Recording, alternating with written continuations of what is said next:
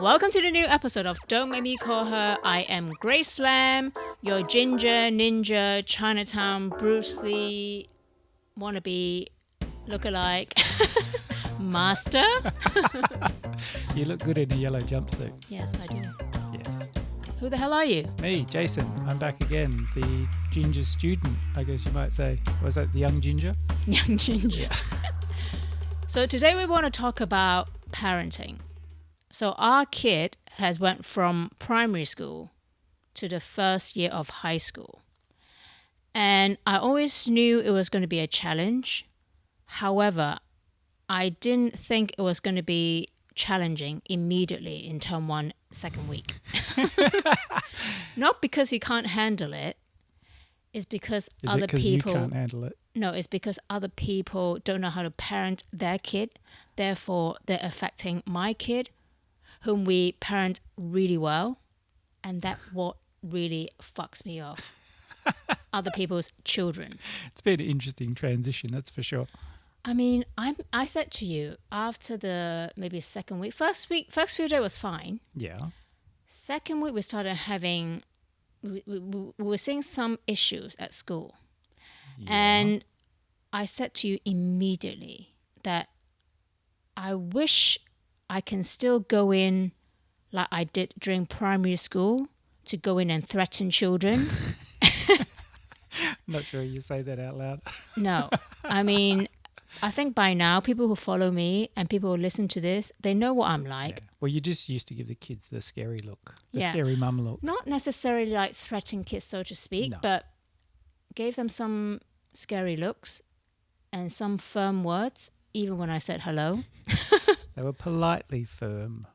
Yes. So one incident was one of these punk kids said to my kid in primary 4, for fuck's sake, people.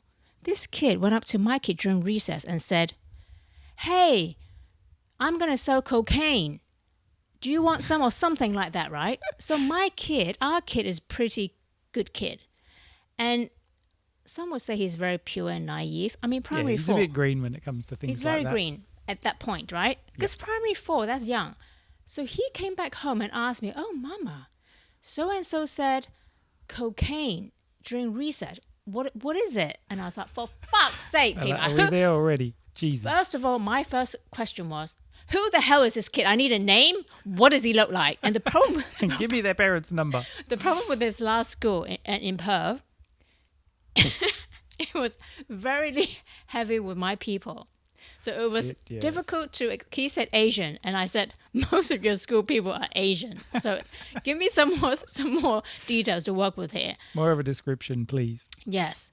So this bloody child said to our kid, cocaine. So then we have to have the earlier conversation, which we didn't expect to have until high school. Yeah, we So- jumped the gun on that, didn't we? It got in really early. Well, so apparently this kid got it from YouTube. And what I want to know is, why are these parents not keeping tab on young children, especially in primary school? What are they watching? Yeah, who can tell? I mean, some parents just, let the kids go nuts and don't bother tuning into anything they've been doing. So in my household where I grew up back in Hong Kong, in the Lam family, my mom is super scary. My dad, not so much, because he's basically mute. What sort of scary? When she called my full name, you know we're in trouble. Yeah. So that was a dead giveaway. Yeah. That's a fairly universal one. You know you're in the shit when that happens. So we are a family of 4 girls. I'm a twin. My twin sister is 5 minutes older than me, even though she acts like she's like my big sister, whatever. I've got 2 older sisters. One sadly passed away. And so the one that's passed away is 8 years older than me. And then the middle one is 5 years older than me. So my mom ran our household very militant-like in a Was way. she? Yes. Were you all scared? Even with my character, I was pretty scared of my mom. And she doesn't mince her words. She's very Asian mum like that. And she just hits tells it how it is. and she hits very hard. So I had a lot of whipping when I was really young. I think that built resilience because even though I got whipped a lot and I hated my mom at that point, it's almost like nothing faced me afterwards. Yeah, I know. But that was during that time.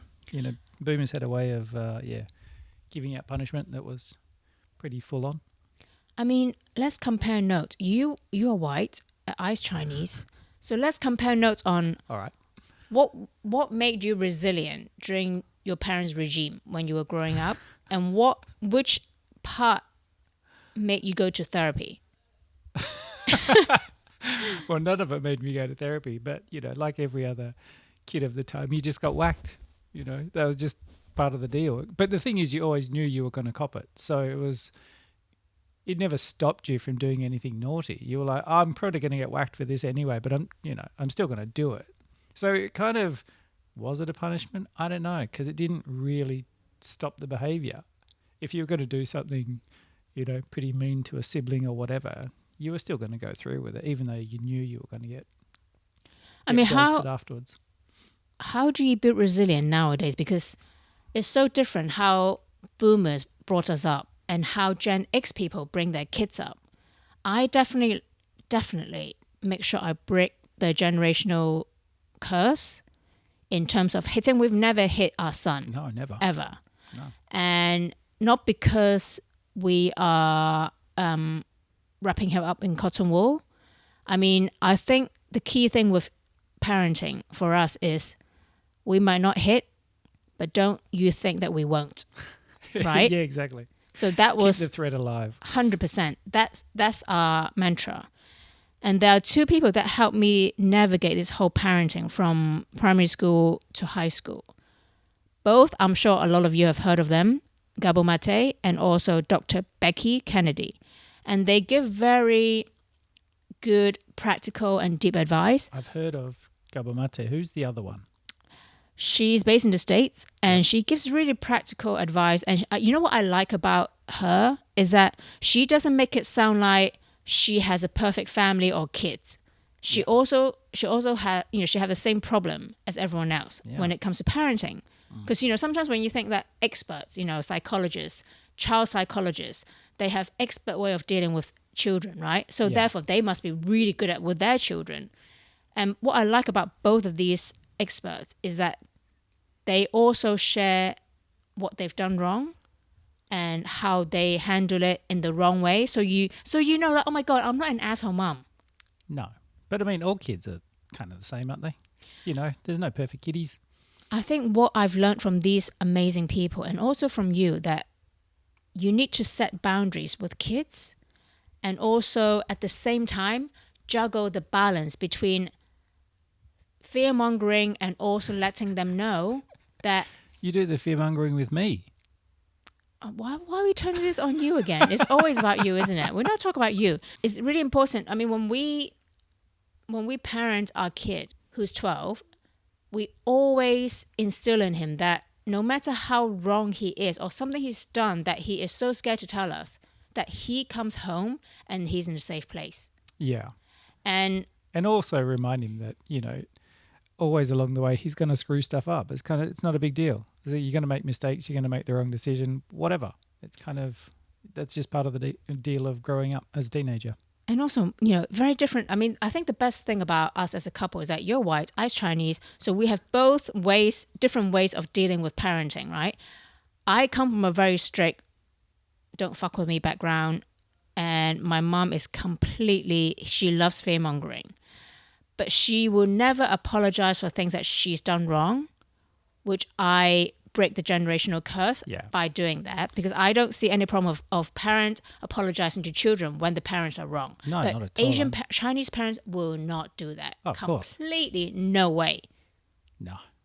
I think it's kind of cool. You acknowledge when you make a bad decision and you just kind of fix it as soon as you can.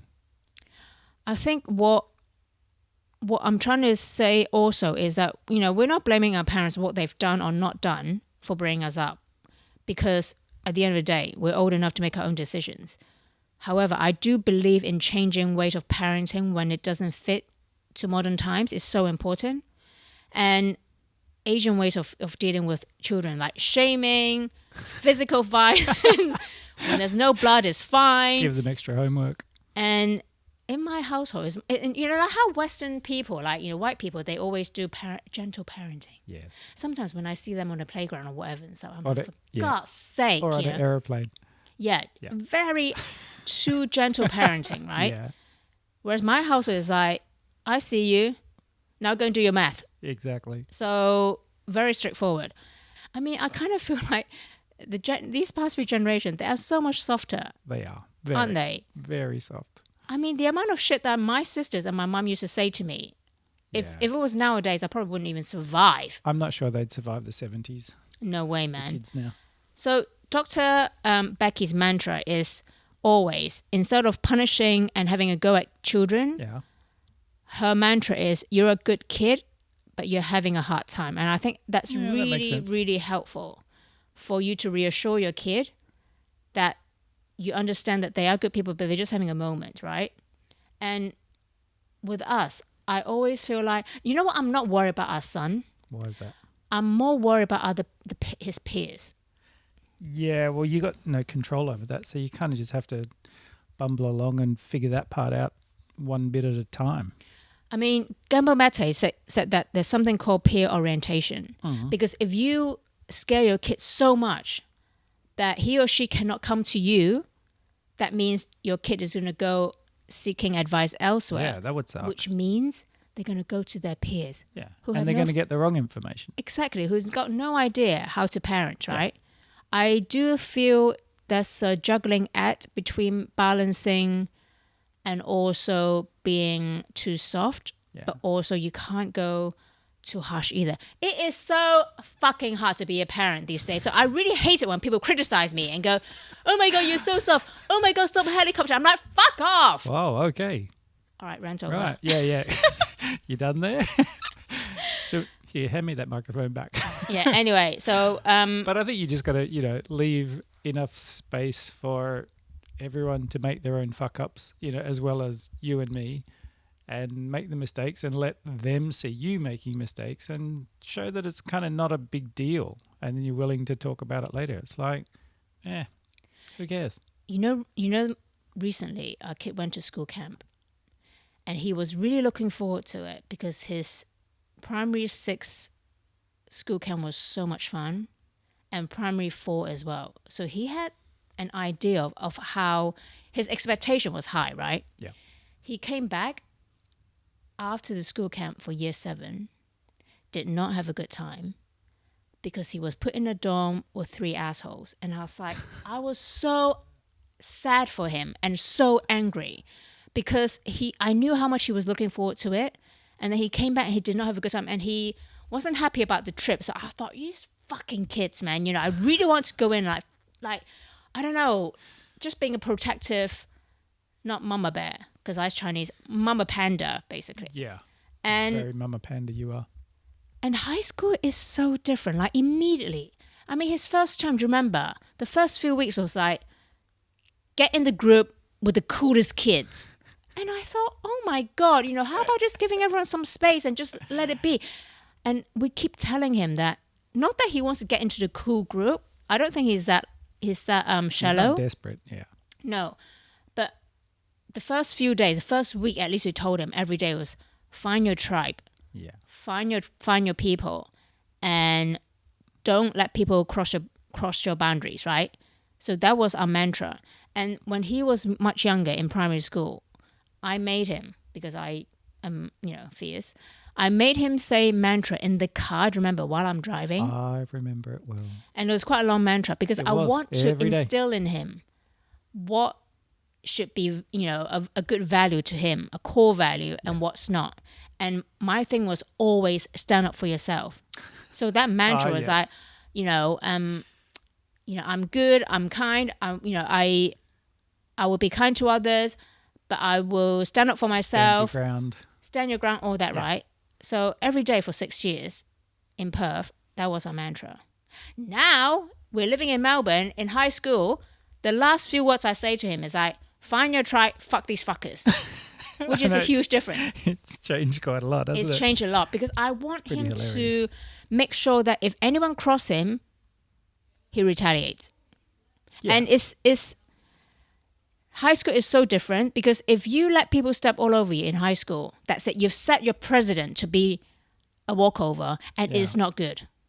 No, but also you got to, you know, not baby him too much to the point where he has to make his own decisions on that stuff. You got to let him find the social order and find, you know, how things work without anyone saying. It's like you can just give him guidelines, but it's up to him to make the judgments and the decisions on all that. So, but at the same time, you got to let him make the mistakes, because if he's not making mistakes, then he's not really learning, you know. Which is so hard to watch. Of course. It's but so hard to watch. I'm always the one like, can you hurry up and fall over and bang your head so you learn quickly? You know, like it's just, let's move past this point. I always love letting the accidents happen because it's just part of learning. Whereas I'm like, who fucked with you? Let me go to your school. No, he's pretty good. Like, he figures out situations. Of course, he just responds and, you know, gets pissed off for a day or so. But then after a day, he's kind of seen the, you know, the solution and just gone, oh, well, that was that. Let's move on. And I always say to him, which I also say to myself, if someone pissed me off or if something happened that really annoyed me, will this matter in 5 days, 5 years, 10 years? If not, they are not worth your time. Yeah. Agreed. That's my ginger ninja advice Yeah. to our kid all the time now. And so what would be your list of ninja advice for teenagers so far, seeing it's only just beginning for us? I think it's really hard not to let others bother you. Yeah. It's so hard. I mean, I'm 50. Is that more practice for you or for him? I mean, this, you know what? This will go on forever, right? Of course. This will go on for until you die, basically. Because there's so many bloody assholes out there that are either jealous of you for, and this is what we keep saying to him. There are going to be people that don't like you for no fucking reason. Yeah. It's probably because they're jealous of you. They don't have the loving family that he has at home. They don't have the support, or whatever reason. It's actually very personal. So how people treat you is always a reflection of themselves. It's actually not about you. Of course. And this is what I'm trying to say to him all the time. And I also say to him that when you go into a room or a situation, observe. Observe as long as you can. Who's an asshole? Who's a dick? Who's nice? Who's quiet? So you know who to lean onto or, you know, hang out with. Yeah. Yep. And if someone changes the way they hang out with you or the way they speak to you because other people are around, then that person is not genuine. Yeah, you got to see Fuck who's them. influencing who's driving the kind of Exactly. the problems. So It I always think stems down to one kid who's just, you know, always causing havoc and everyone reacting to that havoc. So it's, yeah, easy to pinpoint. I also do a lot of research about how to talk to people, or when people speak to me in a rude manner, how do I react or say something back, right? And with children, I almost feel at this stage, because they're only year 7, still young, I feel like if you stay quiet, if they say something shitty, then they will keep doing it and doing it. Because, you know, if someone says something shitty to an adult like me, right, I can let it sit there for a few seconds and go, I'll give you another chance to repeat that again. Yeah. Or something, right? But I kind of feel like with children, that doesn't really work yet. Well, no, because the kid saying it doesn't have the kind of intelligence to pick up on what you're doing. You know what I mean? So as an adult, if someone was shitty to me or trying to say something that provoked me to be angry or trying to stir a fight, nowadays I will let it sit for at least 3 to 5 seconds and let it be so uncomfortable and probably ask them. That's the fun part. It's so much fun. I encourage people to try it. And probably say back something like, can you just repeat that again? I'm giving you another chance. So that they know they said something shitty and they will feel bad. Yeah. And rephrase what they're going to say, right? Yeah, exactly. But with children, I feel like you can't really do that yet, especially like, you know, when they think they're so much older than they are. 12 years old is very young still. Absolutely. But some of his peers are like thinking they're so damn cool. They have girlfriends. They walk around as if like they're like the hot shit. I'm like, dude, you're probably at home like, you know, you're still wearing a bib when you eat. I'm just remembering when you used to give him clapback training in the car on the way yes. to school. Yes. Tell people what happened. Because he's an only child and he doesn't have And you siblings to used fight to- with him. Every day driving on the school, and you would sort of just quickly bomb him with some little dig, or you'd be driving along going, "You're stupid," yelling into the back of the car at him, and he would have to come back with an insult straight away Yes, just to yes. keep him on his toes and up to Yes. speed, and he'd have to kind of throw something back at you. Okay, people, not to make it sound like I'm such a huge monster. It was quite funny, and it was good training because It he was got really really good good training. at it, though. He got really super sharp with his comebacks. Yes. So sometimes, when you go old Chinatown, it works, believe me, because he's an only child. And when he was younger, going to primary 1 and 2, he had this one classmate that would always say some shitty things to him. Yeah. Like, your lunchbox is so stupid. Your water bottle is stupid. Like, every fucking thing is stupid, right? So he will come home and tell us, and I will get so wound up. So that's when I decided to start the ninja training, because I am the queen of clapbacking. I cannot accept that my son cannot do that. So then I started training him when I'm like driving or whenever like we are eating something, I'll throw things at him.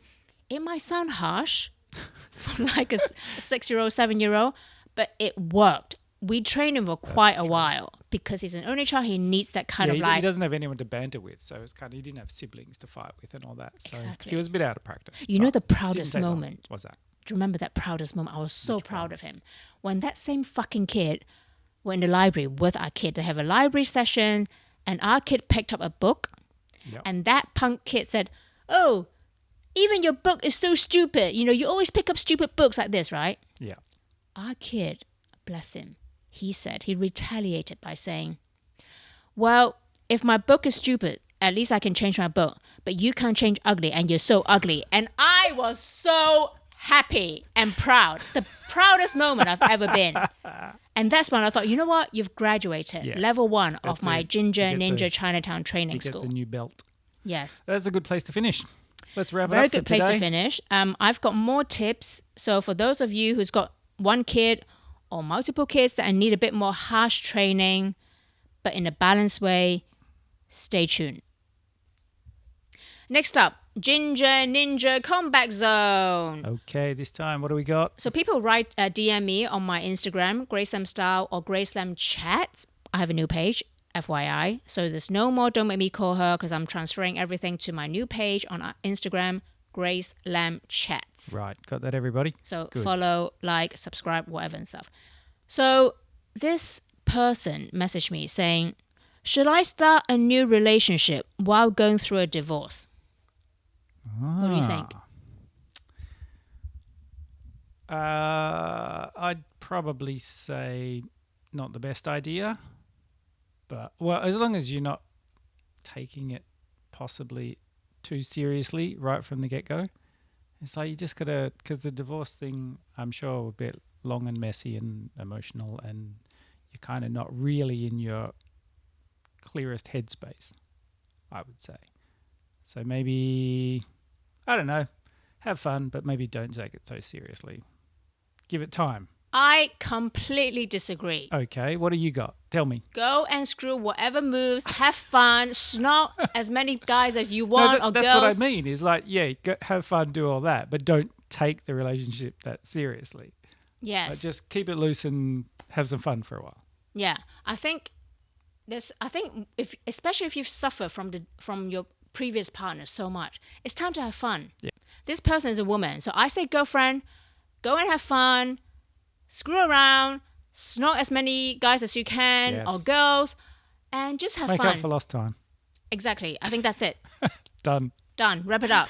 See you next week. Bye. Bye. If you enjoyed my chat today, hit follow on Spotify, Apple Podcasts, and YouTube. Forward your favorite episode to a friend. Follow me on Grace Lam Chats and also Grace Lam Style on all social media platforms. Tune in every Wednesday for a new episode. Don't Make Me Call Her podcast series is produced by Haro Production. Music by Lindsay Lai at lindsayli.com. Thanks for tuning in. Bye.